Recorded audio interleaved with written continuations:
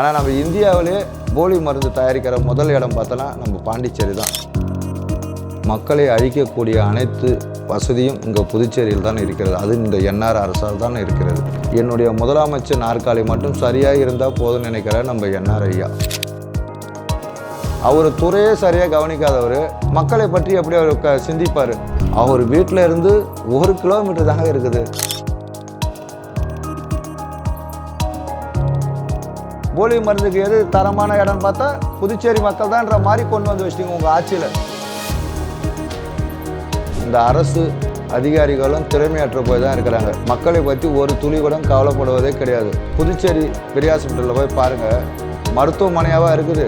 கொஞ்சம் கொஞ்சமாக ஸ்லோ பாய்ச்சல் கொடுத்து மக்களை சாவடிக்கிட்டு தான் பார்க்குறாரா? அதுக்கு தான் சுகாதாரத்துறை அவர் கட்டுப்பாட்டிலே வச்சுக்கிறாரா? கேட்டால் நாங்கள் மருத்துவம் தரமாக கொடுக்குறேன்றீங்க. நீங்கள் எதுக்கு அப்போலோவுக்கு போகிறீங்க?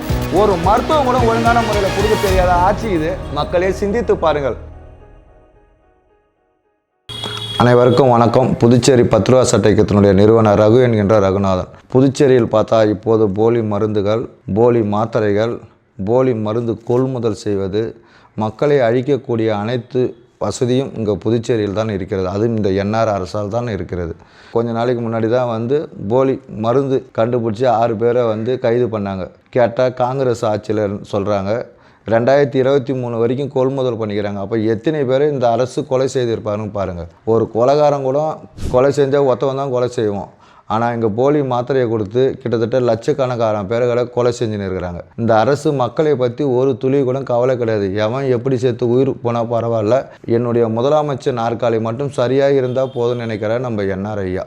அதனால தான் அவர் பகுதியிலே போலி மருந்து தயார் பண்ணுறாங்க. இவ்வளோ நாளாக இருக்குது. ஆனால் அது கூட தெரியாத மாதிரி கண்டுக்காமல் இந்த 4 வருஷமாக இருந்துக்கிறாரு. எதுக்கு மருந்து கட்டுப்பாட்டுத்துறை இருக்கிறது? அப்பப்போ போய் ஆய்வு பண்ண வேண்டியது தானே? வேதியியல் பொருள்லாம் கரெக்டாக சேர்க்குறாங்களா இல்லையான்னு பார்க்கணும்ல. அது ஏன் பார்க்க மாட்டுது? அப்போ இந்த அரசு அதிகாரிகளும் திறமையற்று போய் தான் இருக்கிறாங்க. அரசு தான் திறமையற்று போய்க்கிறாங்கன்னு பார்த்தா அதிகாரிகளும் அது மாதிரி தான் இருக்கிறாங்க. மக்களை பற்றி ஒரு துளி கூட கவலைப்படுவதே கிடையாது. அவங்க லைசன்ஸ் வாங்கும்போது அந்த இடத்த போய் பார்க்கணும், சுகாதாரம் கரெக்டாக இருக்குதான் பார்க்கணும், அதுக்கான தேவையான அடிப்படை வசதி கரெக்டாக இருக்குதான் பார்க்கணும். நீங்கள் லைசன்ஸ் யார் கொடுக்குது? நகராட்சி தானே கொடுக்குது. அப்போ அந்த நகராட்சி போய் பார்க்கணும்ல. அந்த இடத்துக்கு தகுதியான இடமா சுகாதாரமான இடமானு பார்க்கணும்ல. அது ஏன் பார்க்க மாட்டீங்க? பார்க்கிங் வசதி இருக்குதான்னு ஏன் பார்க்க மாட்டீங்க? ஏன்னா எல்லாருமே ஒரு சைடில் காசை வாங்கிக்கிறீங்க. ஒரு பேப்பர் மட்டும் எதாவது வந்தால் போதும்னு நினைக்கிறாங்களே தவிர எக்காரணத்தை கொண்டு மக்களை பற்றி மக்களுடைய உயிரை பற்றி கவலைப்படாத ஒரு அரசு எதுன்னா இந்த என்ஆர் அரசு தான். இந்த என்ஆர் அரசு மக்களை கொஞ்சம் கொஞ்சமாக விஷத்தை கொடுத்து கொண்டுக்கின்னு இருக்கிற மாதிரி இருக்குது பாண்டிச்சேரியில். இந்த உலகத்திலே பார்த்தோன்னா புதுச்சேரி தான் சுற்றுலாவில் 2வது இடம் சொல்கிறாங்க. ஆனால் நம்ம இந்தியாவிலே போலி மருந்து தயாரிக்கிற முதல் இடம் பார்த்தோன்னா நம்ம பாண்டிச்சேரி தான். எப்பவுமே நம்ம பாண்டிச்சேரி எதுலேயுமே பெஸ்ட்டு தான். அது என்ஆர் ஆட்சி இருந்தால் இன்னும் நல்லா பெஸ்ட்டாக இருக்கும். உரிமைகள் கிடைக்காது, மக்களுடைய தேவை கிடைக்காது, சரியான மருத்துவம் கொடுக்க முடியாது, மருத்துவமனைகளை கட்டுவாங்க, அதுக்கான செவிலியர்களை போட மாட்டாங்க, அதுக்கான உபகரணங்களை வாங்க மாட்டாங்க. புதுச்சேரி பெரிய ஹாஸ்பிட்டலில் போய் பாருங்கள், மருத்துவமனையாவாக இருக்குது. கழிப்பிடம் கூட கொஞ்சம் சுத்தமாக இருக்கும் போலகுது. அந்த அளவுக்கு ஒரு மோசமான ஹாஸ்பிட்டலாக இருக்குது. சுகாதாரமற்ற போயிருக்குது. கேட்டால் சுகாதாரத்துறை, அந்த துறையினுடைய மினிஸ்டர் யார்? முதலமைச்சர். அப்போ முதலமைச்சர் அவர் துறையே சரியாக கவனிக்காதவர் மக்களை பற்றி எப்படி அவர் சிந்திப்பார்? பெட்டு வசதி இல்லை, அங்கே இருக்கிற செவிலியர்கள் சரியான முறையில் நோயாளிகளை பராமரிப்பதில்லை, அவர்களுக்கு ஒரு கனிவான வார்த்தையை பேசுவதில்லை. டாக்டர் ஒரு கனிவான வார்த்தையை பேசினார் தான் நோயாளி ஒரு 50% அவனுடைய மன வலிமையில் தான் அவங்க குணமாவாங்க. மாத்திரை மருந்து கூட குணமாக மாட்டாங்க. அப்படி இருக்கும்போது இந்த டாக்டர்கள்லாம் என்ன பண்ணுறாங்க? போனால் செத்துருவீங்க, இப்படி போகாதீங்க, அப்படி போகாதீங்கன்னு மிரட்டுறாங்க. இங்கே கனிவான ஒரு பேச்சே கிடையாது புதுச்சேரி அரசுகிட்ட இருந்து. இந்த என்ஆர் அரசை பொறுத்த வரைக்கும் மக்களை பற்றி ஒரு துளி கூட சிந்திப்பதே கிடையாது. அடிக்கடிக்கு இன்ஸ்பெக்ஷன் போயிருந்தேன்னா இன்றைக்கி அந்த போலி மருந்து வந்திருக்குமா? இன்றைக்கி எவ்வளோ பேரை கொண்டு குவித்து இருப்பாங்க. அப்போ நீங்கள் மக்கள் உயிர் மேலே ஒரு துளி கூட அக்கறை இல்லாமல் மக்கள் இந்த அரசு மக்களை கொன்று குவிக்கிற அரசு தானே இந்த என்ஆர் அரசு. அவர் வீட்டில் இருந்து 1 கிலோமீட்டர் தாங்க இருக்குது. அந்த 1 கிலோமீட்டரில் இருக்கிற கூட மருந்து கம்பெனி கூட தெரியாதுங்களா? பக்கத்துலேயே பார்த்தோன்னா ஒரு 500 மீட்டர் கூட இல்லை மருந்து கட்டுப்பாட்டுத்துறை. அப்படி இருக்கும்போது அவங்களுக்கு கூட அது தெரியல. ஏன் உங்களுக்கு யாருக்குமே தெரியாதா? அங்கே கலப்படம் கலக்கிறது யாருக்குமே தெரியாதா? என்னென்ன வேதிப்பொருள் கலக்கிறாங்கன்னு போய் பார்க்குறீங்களா? அதுக்கு தானே மக்கள் வரி பணத்தில் உங்களுக்கு சம்பளம் கொடுக்குறாங்க. ஐயா, மக்கள் முதல்வர் சொல்கிறீங்க. இந்த மக்களுக்காக ஒரு காரியம் பண்ணனா இந்த சுகாதாரத்துறை உங்கள் துறை தான். அந்த துறையை உங்களால் ஒழுங்காக கவனிக்க முடியல. இந்த மக்களையும் நீங்கள் ஒழுங்காக கவனிக்க போகிறதும் கிடையாது. அதுக்கு தார்மீக பொறுப்பு எடுத்து உங்களுடைய முதலமைச்சர் பதவியை ராஜினாமா பண்ணிட்டு போனீங்கன்னா அடுத்த வர இளத்தலைமுறையாவது இந்த புதுச்சேரி மாநிலத்தை காமந்து பண்ணுவாங்கன்னு நினைக்கிறோம். முதலமைச்சர் வீட்டு அருகாமல் இருந்து 1 கிலோமீட்டருங்க நடந்தே போனால் கூட 5 நிமிஷத்தில் போகலாம். அதை கூட அவர் பார்க்க மாட்டுறாரு.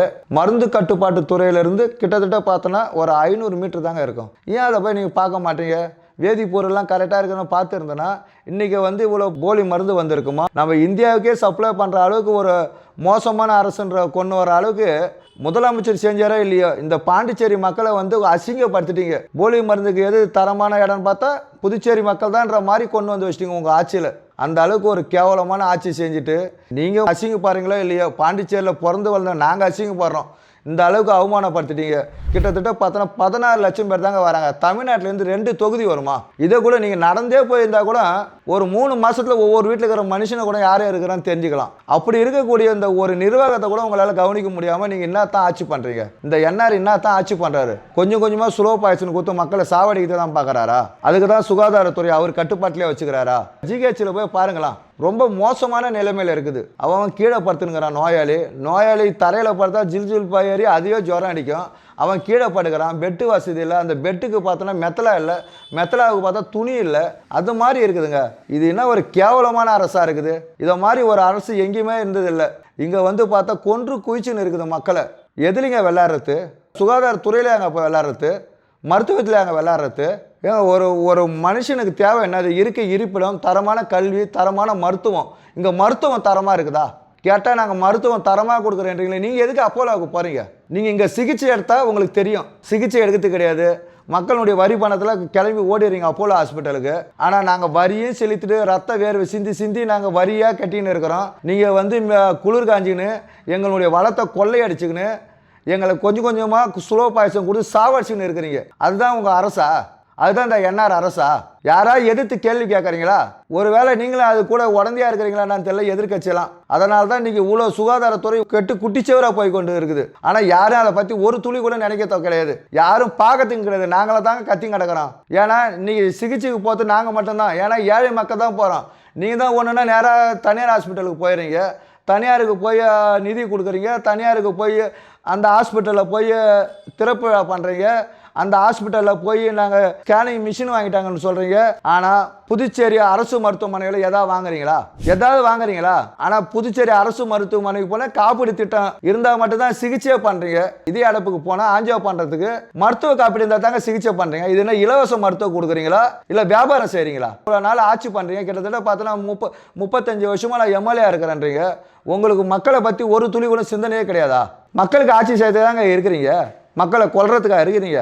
ஒரு மருத்துவம் கூட ஒழுங்கான முறையில் கொடுக்க தெரியாத ஆட்சி இது. நீங்கள் போய் இதில் போய் பாருங்கள், ஆந்திராவில் போய் பாருங்கள், எல்லாமே ஃப்ரீ, மருத்துவம் ஃப்ரீ, இதே அறுவை சிகிச்சை ஃப்ரீ. இங்கே ஒரு ஆஞ்சியோ பண்ணனாலும் மருத்துவ காப்பீடு வச்சுருக்கீங்களா? அதுவும் பிரதமருடைய மருத்துவ காப்பீடு. அப்போ நீங்கள் மருத்துவ காப்பீடு போடுறீங்களா? அதெல்லாம் என்னது? சும்மா ஏமாத்த நாடகமா? எல்லாமே பார்த்தா நம்ம என்ஆர் ஐயா இதுலேருந்து பார்த்தோன்னா கொஞ்சம் கொஞ்சமாக மக்களை ஸ்லோ பாய்சன் கொடுத்து சாவடிச்சுன்னுக்கிறார். அதனால தான் போலி மருந்துக்கு, போலி மெடிசனுக்கு எல்லாத்தையும் அதை தான் கொள்முதல் பண்ணுறாங்க. காலாவதி வர மருந்து கொள்முதல் பண்ணுறது. இது எதுக்கு தான் அந்த மருந்து கட்டுப்பாட்டு துறை இருக்குது? நான் உக்காந்து சம்பளம் வாங்கிறதுக்காக இருக்கிறீங்க? போய் ஒரு துறையை போய் ஆய்வு பண்ணணும்னா உங்களுக்கு அனுமதி கொடுக்கறதுக்கு மட்டும் ஒரு அமௌண்ட் கொடுத்தா வாங்கிக்கிறீங்க. வாங்கின்னு சம்பளத்தை வாங்கிக்கிறீங்க. எதுக்கு தான் நீங்கள் இருக்கிறீங்க? இங்கே நிர்வாகம் செயல்படாததுக்கு காரணமே சரியான முறையில் அரசு அதிகாரியோ ஆய்வு பண்ணுவது கிடையாது. ஏன்னா முதலமைச்சர் எல்லாரையும் கட்டுக்குள்ள வச்சுக்கினுக்கிறாரு. எவனும் எங்கேயும் ஆய்வு பண்ணுறாதீங்க, வெளிச்சத்துக்கு கொண்டு வந்துடாதீங்க. கொண்டு வந்துட்டீங்கன்னா உங்களை நசிக்கே போடுன்றதுனால தான் இப்படி வச்சுன்னுக்கிறான்னு நினைக்கிறேன். எனக்கு தெரிஞ்சு எந்த ஒரு துறையும் சரியாக செயல்படலை. கேட்டால் ஆய்வுன்றதே கிடையாது. விதியை மீறி அதுக்கு உரிமத்தை கொடுத்துட வேண்டியது. ஒரு ஆர்டிஐயில் போய் ஒரு தகவல் காட்டா இவன் அவனை காட்டுறது, இவனை காட்டுறது, எதுவுமே செயல்படுறது கிடையாது. இதனால தான் இந்த என்ஆர் ஆட்சியால் மக்கள் கொஞ்சம் கொஞ்சமாக உயிர் போய்கின்னு இருக்குதே தவிர ஸ்லோ பாய்சன் கொடுத்து கொஞ்சம் கொஞ்சமாக சாவடிச்சுன்னுக்கிறார். மக்களே சிந்தித்து பாருங்கள். என்ஆர் வந்த பிறகு நமக்கு தரமான மருத்துவம் இருக்குதான் பாருங்க. எல்லாமே இருக்குது ஆனால் இல்லை. அதுதான் இந்த அரசு. தார்மீக பொறுப்பு எடுத்து நீங்கள் ராஜினாமா பண்ணிட்டு இளைஞர்கிட்ட இந்த பொறுப்பை ஒப்படைச்சுன்னா எங்களுக்கு செய்யக்கூடிய நல்ல காரியமாக இருக்கும். இந்த புதுச்சேரி மக்களுக்கு ஒரு நல்ல விடிவு காலமாக இருக்கும்.